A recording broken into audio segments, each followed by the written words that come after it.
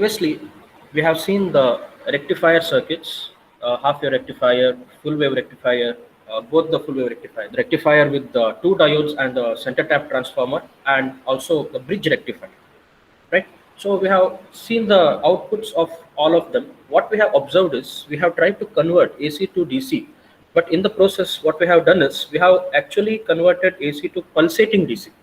What we have observed is in the output that we have got, we still have AC components, right? It was more clear in our ripple factor. The ripple factor of a half wave rectifier was 1.21 or 121 percentage. Similarly, in a full wave rectifier, it was 0.483 or 48.3 percentage of the output was still AC. There was AC component in the output, right? So what we are trying to get in a DC is a constant voltage without any ripples. So one of the methods of reducing the ripple content further is by using filters in the circuit. So one way of using a filter is by using a capacitor in parallel with the load resistance, right? So a filter is a circuit used to reduce the ripple content present in the rectified output.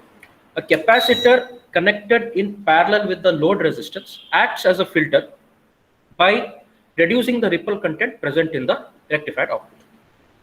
Okay, the output from half wave as well as full wave rectifiers, as we have observed, it is not a smooth DC due to ripple content. There are some pulses, there are some ripple factor, there is a ripple factor, there are some ripple content or AC components present in the output, right? So ripple content of a half wave rectified output is 121% of the DC component that we have obtained, right? The ripple factor is 1.21. Similarly, whereas in the full wave rectified output, it is 48.3% of the DC component. So in order to obtain smooth DC, it is necessary to filter out this ripple content that we have obtained in the rectified output. Okay, so one way of doing that is by connecting a capacitor in parallel with the load resistor. So we have both half wave and full wave rectifiers, right? So we will see how a filter can be used in half wave and full wave rectifiers, how a filter can be implemented using a capacitor. So it's called a capacitor filter, or in short, we also call it C filter. C stands for capacitor. So this is a half wave rectifier circuit, right? So there is a input AC supply, so then there is a transformer, then there is a diode, then there is a load resistor. So if you add a capacitance here in shunt with the load resistor, okay, if you connect a capacitor in parallel or in shunt with the load resistor, this will act like a filter, right? And output is actually measured, or it is obtained across the load resistance that is in parallel with the capacitance. So what does a capacitor do? Basically, how does a capacitor function? A capacitor, whenever the voltage is applied across the capacitor will charge. The capacitor will charge to the peak value, right? And when the voltage starts dropping, the capacitor will, when the voltage stops, the capacitor will discharge. So the capacitor actually charges and discharges, and the discharging of this capacitor, the charging and discharging, that does not follow the sinusoidal waveform. Okay, so this principle we are using in our filter circuits, that is to remove the ripple content present in the rectified output. So we will see it. See, whenever there is during the positive half cycle of the input, the diode is forward biased and it starts conducting. When it conducts, the capacitor will get charged. The capacitor will get charged to the peak value. What is the peak value of the input? It is Vm. The capacitor gets charged till Vm, right? So now when the diode, this is a input is a sinusoidal wave. Once that positive half cycle is over, during the negative half cycle, the diode is reverse biased. When diode is reverse biased, it will stop conducting. When it stops conducting, there is no current flowing, so the capacitor starts discharging. The capacitor starts discharging through the load, right? So it will keep discharging till the next half cycle, next positive half cycle, when again the diode D1 will start conducting, and again there is the capacitor will start charging, right? So this way you can see the waveform of a half wave rectifier So this is the timing diagram. You can say it is with respect to t now. So the period of the input wave is t, capital T, right? So the period of the output waveform of a half wave rectifier is also t. This is half of that, t by 2. So you would get the output sinusoidal waves only for 1/2 cycle like this, right? So now what is happening is, whenever the voltage is rising, whenever during the positive half cycle, the capacitor gets charged. It gets charged till the peak value. It gets charged till the peak value. And here, when the voltage starts dropping, the capacitor will start discharging. The capacitor will start discharging, and that discharge path is linear. It is not sinusoidal, it is linear, right? And here again, when there is next positive half cycle, here again capacitor gets charged, and when it starts dropping, capacitor will discharge. So what you observe is, instead of getting sinusoidal waveforms like this, our waveform now is only this thing, what you observe at the top, coming like this. From here it goes to peak, and it is discharging, again charging, discharging. So it follows the charge and discharge path of the capacitors. Okay, because we are measuring the output voltage across the capacitance. Whatever voltage is available across the capacitance, the same thing is appearing at the output, right? So what you observe is, whatever is there in the dashed lines or the dotted lines, that is the output waveform without a filter. It would be this thing without a filter that you have seen already in the previous circuits. Now with the filter, what is happening? The output voltage ripples is reduced to only a small value. Instead of, see, without a filter, it would vary from 0 to Vm, right? And from Vm it would come to 0. It will remain in 0 till here. Again from here it will go to Vm. Again it will come back to 0, right?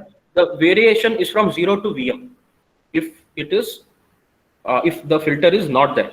But with the filter, the variation is here, that the peak to peak values of the voltage where it varies, that is called the peak to peak ripple voltage.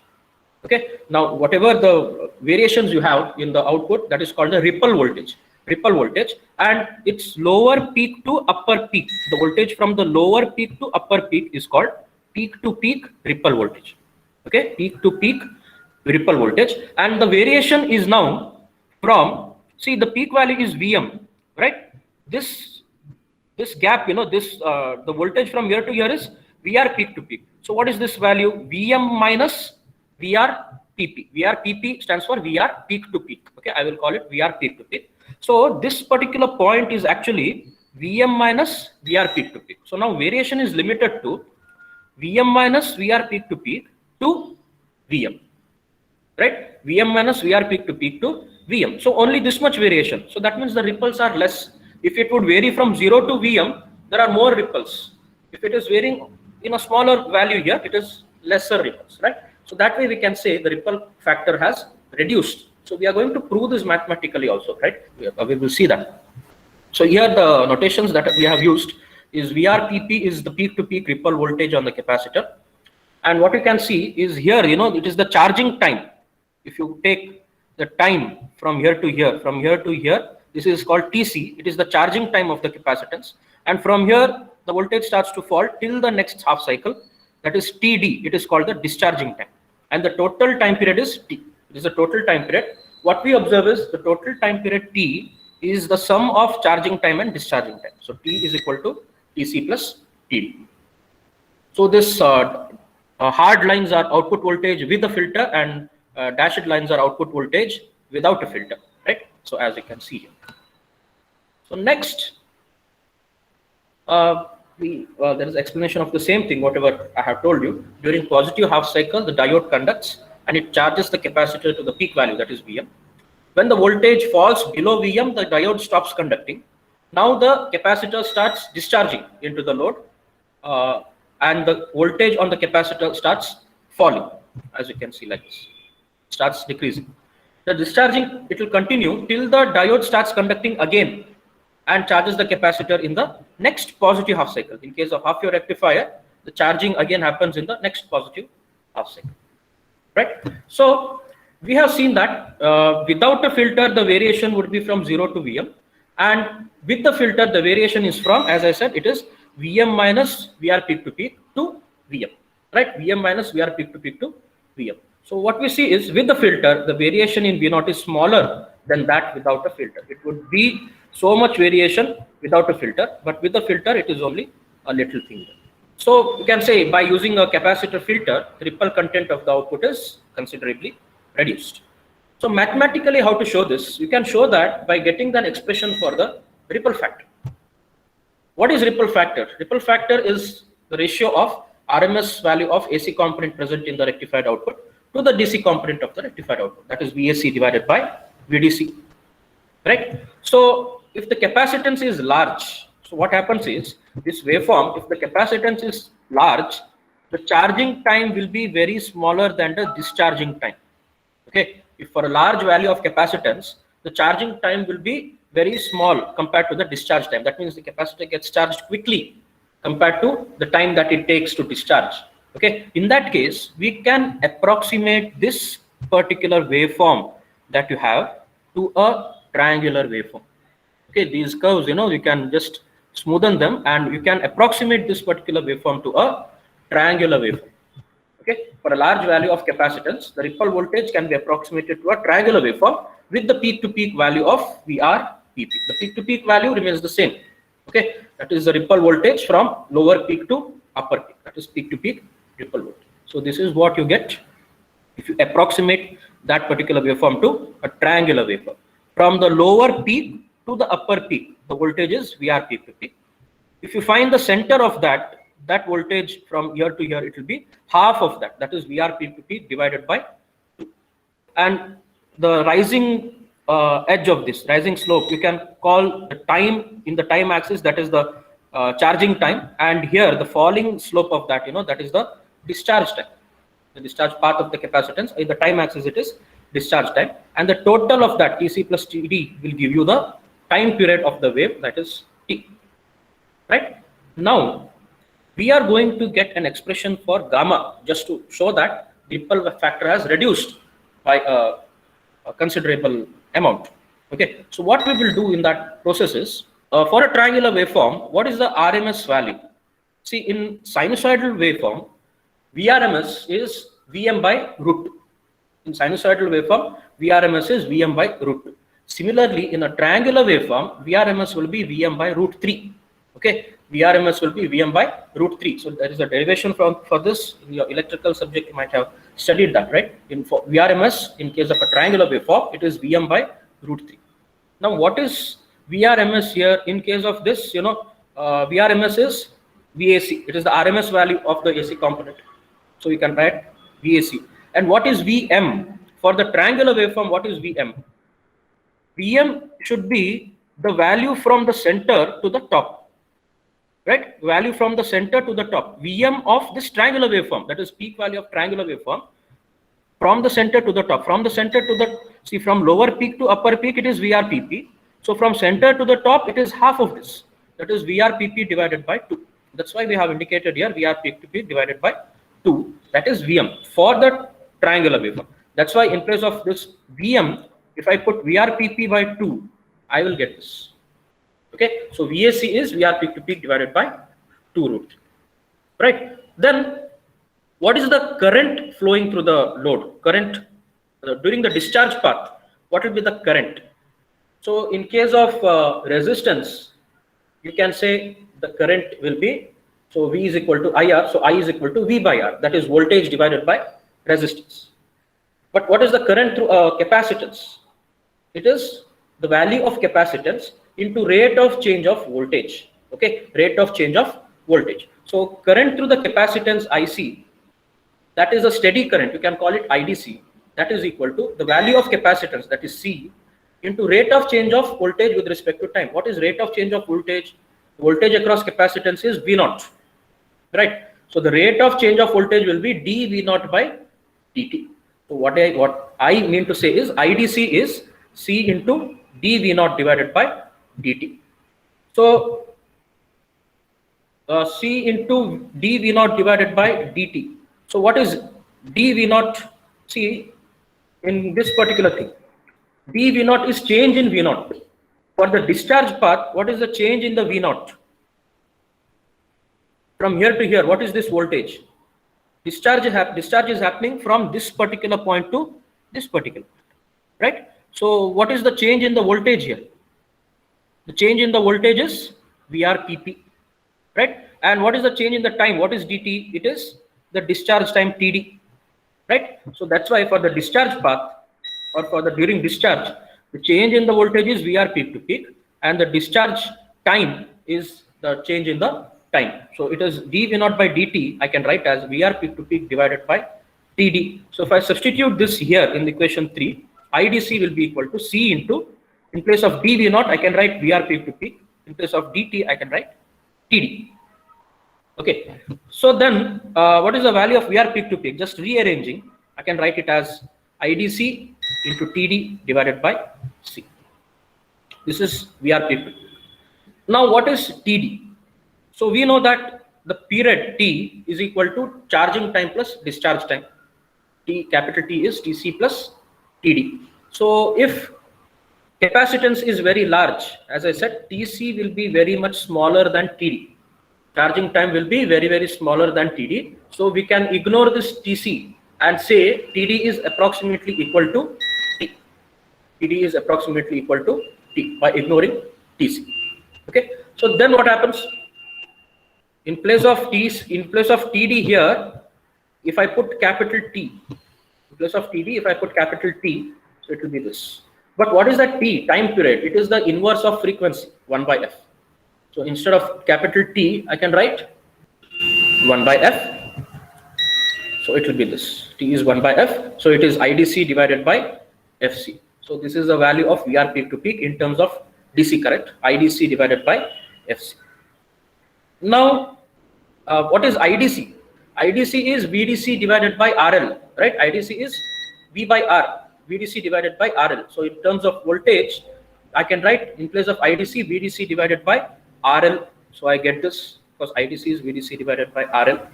Then VAC is VR peak to peak divided by 2 root 3.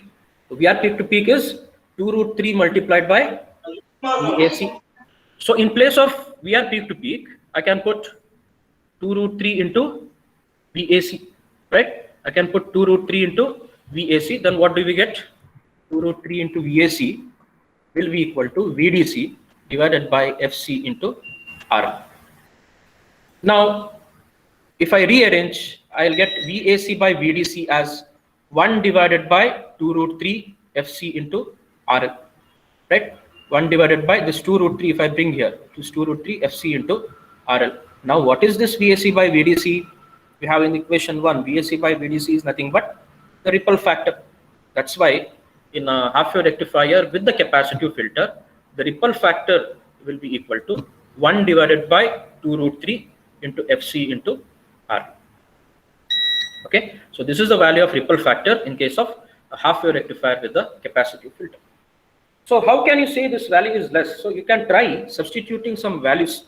See, someone calculate by taking frequency F as 50 Hertz. You can take the load resistance as 1K and value of capacitance, say 100 microfarads. Try and get what is the value of ripple factor. Take F is equal to 50 Hertz. Capacitance is 100 microfarads, 100 into 10 raised to minus 6. And you can take load as resistance as 1 kilo ohm, 1 into 10 raised to 3. What is the answer you get? What is the ripple factor? 0.05 you get. What next? 0.577. Yeah. That means in terms of percentage, it will be how much? 5.77%. Right? If you multiply that by 100, you will get the percentage. See, in a half-wave rectifier without a filter, it would be 121%. AC component would be more than the DC component. So if you apply this filter with the capacitance of 100 microfarads and load is 1K, you will get the ripple factor of 5.77%. It is very meager compared to what you would get there, right? So that's why mathematically, you can prove that the ripple factor is reduced by a very much amount. So next you have another thing to find, that is the DC output voltage. So now what is the value of DC output voltage? From the waveform, what is the DC value of this? DC value is the center value, whatever you have at the center. So what is there at the center? I mean, what is this particular point? How can you get that? What is this point? What is this value? See, from here to top, it is Vm, right? And what is this distance? From here to here, it is Vr peak to peak by 2. So what is the value here? It is actually Vm minus Vr peak to peak by 2, right? From 0 to Vm, this is Vm, and the gap from, or the distance from Vm to this point is Vr peak to peak by 2. That's why this value from 0, it will be Vm minus Vr peak to peak by 2. Is that right? So I can say the DC output voltage in my case, in the case of a half wave rectifier with the filter, it is Vm minus Vr peak to peak by 2, as an average of Vr peak to peak by 2. So it is Vm minus Vr peak to peak by 2. So what is Vr peak to peak? We have obtained in terms of IDC. I told you we'll be using this. Vr peak to peak is IDC divided by FC. Vr peak to peak is IDC divided by FC. So if I substitute this, IDC divided by FC. This 2 is already there. Instead of Vr peak to peak, I can write IDC divided by FC. This is the value of the DC output voltage. Now, if the capacitance is very large, this value, you can ignore it. 1 by 2 FC becomes very small, right? Capacitance is in the denominator. So 1 divided by 2 FC, if capacitance is large, 1 divided by 2 FC will be very small. And you can ignore that compared to Vm. So VDC will be approximately equal to Vm, only if the capacitance is very large. Okay, so that's the thing we have in half wave rectifier with a capacitive filter. Next we will see a full wave rectifier with a filter. So in full wave rectifier, again there are 2 types. One is a full wave rectifier with the 2 diodes and a center tap transformer, as you have seen here. Another one is a bridge rectifier.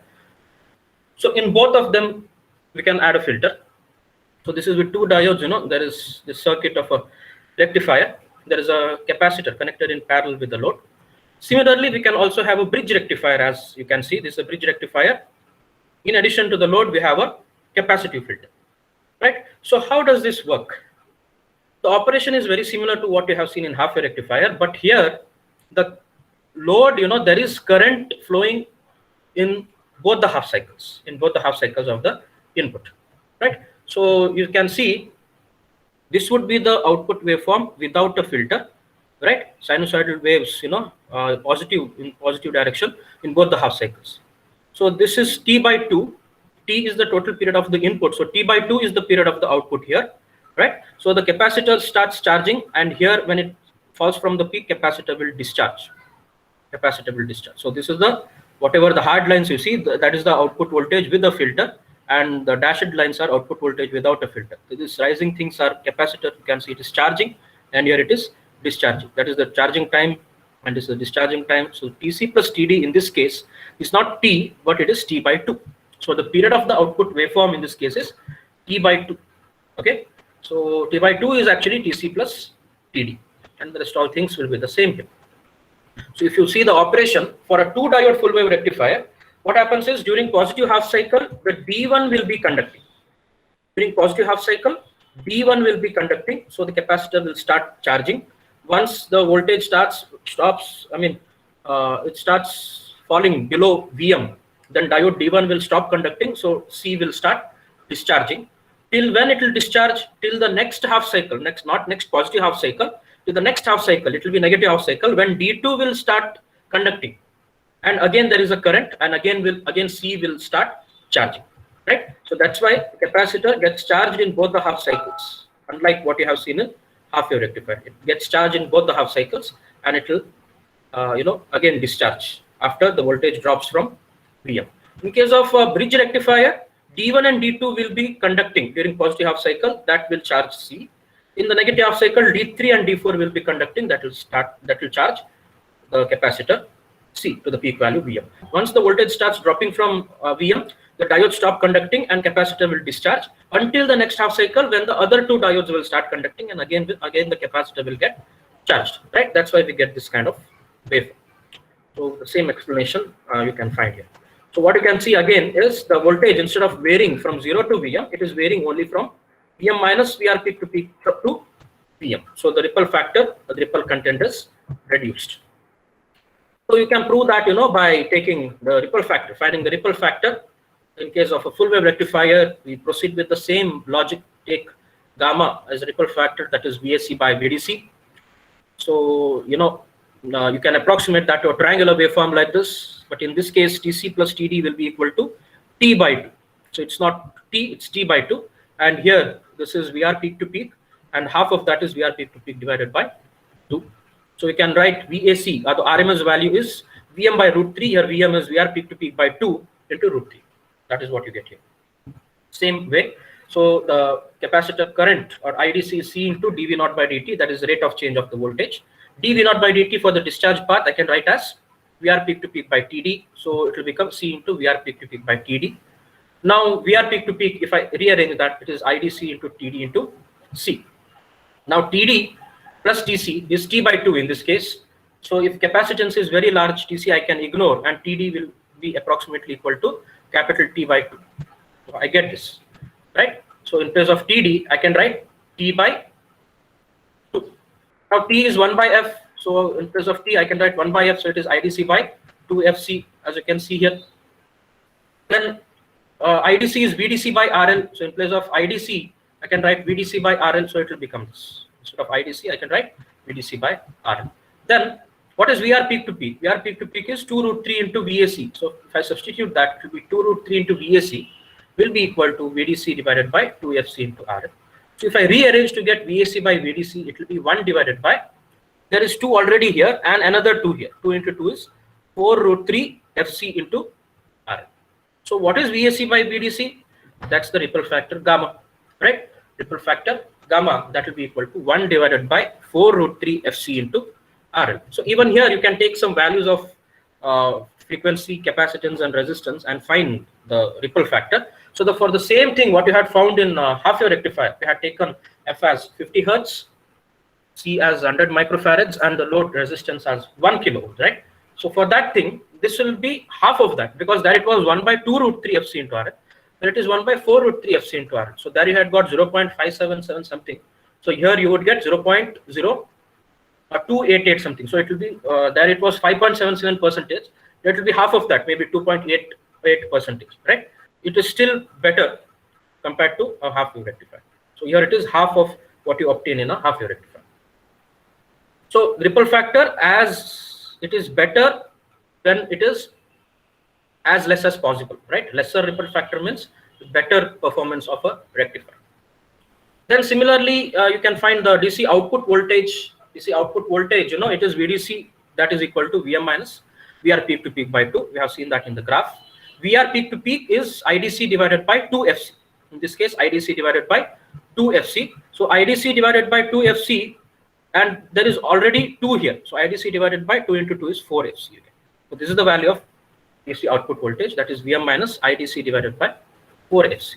So again, for a large value of capacitance, I can say 1 divided by 4FC will be a small value, so I can ignore that. If the capacitance is very large, 1 divided by 4FC will be very small, so I can ignore that. I can just write VDC is approximately equal to VM.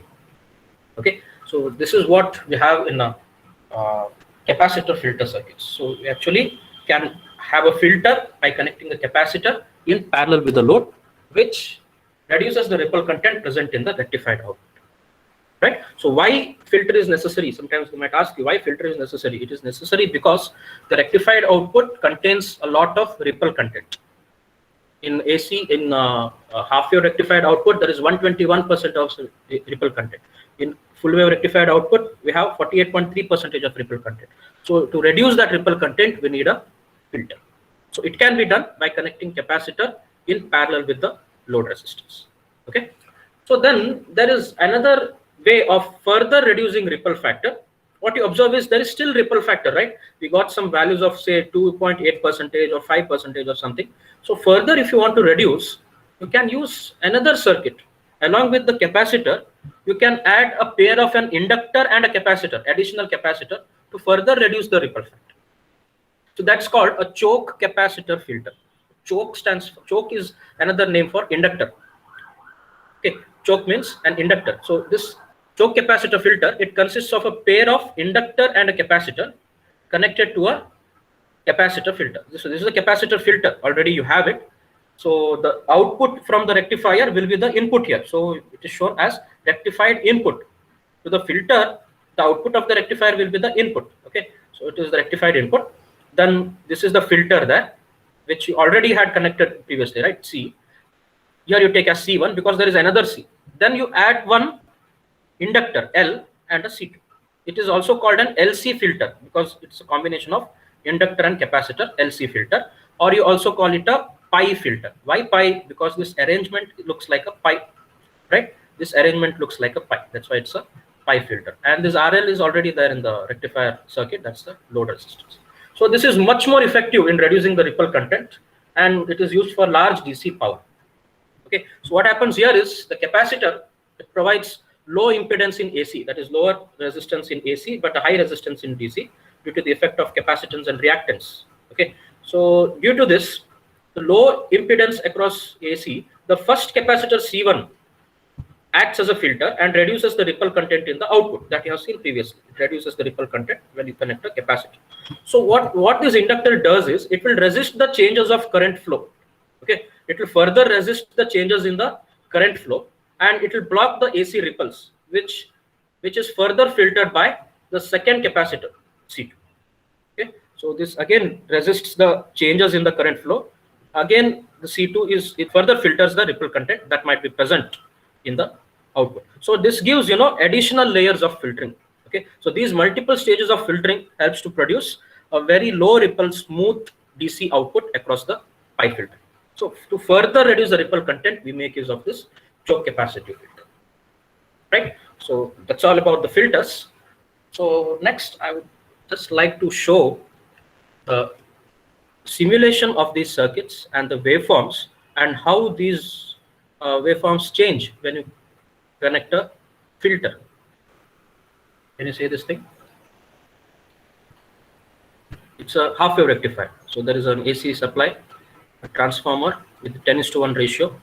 There is a diode here and a load, and this is our CRO, an oscilloscope in which you can see the output, right?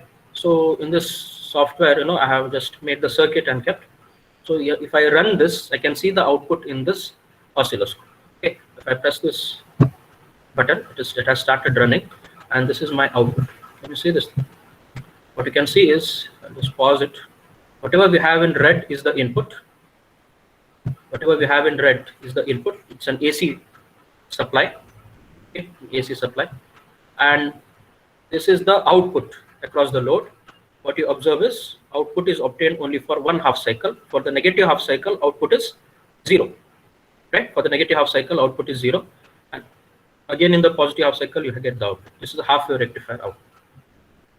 Right. So what I will do is I will connect a capacitance in parallel with the load, and then we will see what will happen.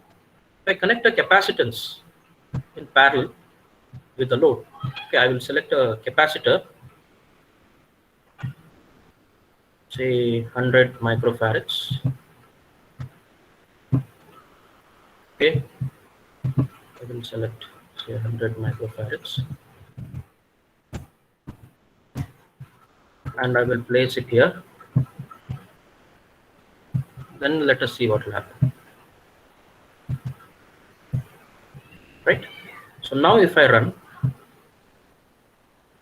you can see, the waveform has come like this. Instead of getting a sinusoidal thing, you have got something like this. So this can further be reduced, by increasing this particular thing. I take a higher load. For large value of capacitance, as I said, for large value of capacitance, performance will be better. If I take capacitance as say 10 milli or something, it would be still better. Okay. So you can see here, it is charging and discharging, right? It's charging and discharging, it can be seen in this particular case. So instead of getting those sinusoidal thing, we are getting almost a straight line in the output, right? So that is how we can improve the output waveform and bring it near to DC.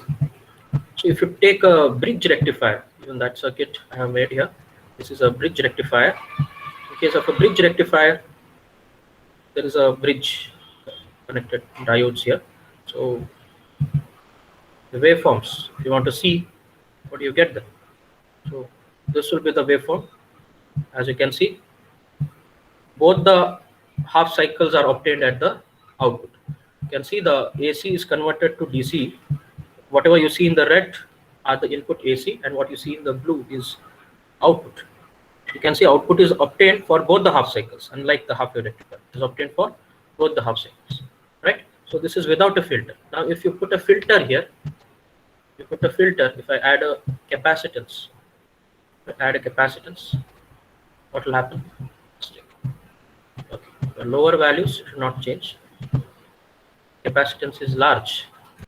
Then you can see, no, we cannot make out. So that much, it has smoothened so much, right? I will use say 100 micro. It gives very clear thing, whatever we have seen in this. Can you see this? The charging and discharging of the capacitors, right? Capacitor charges and discharges, so you get a likely smooth. So further, if you increase this, we have seen it will still more nearer to a straight line.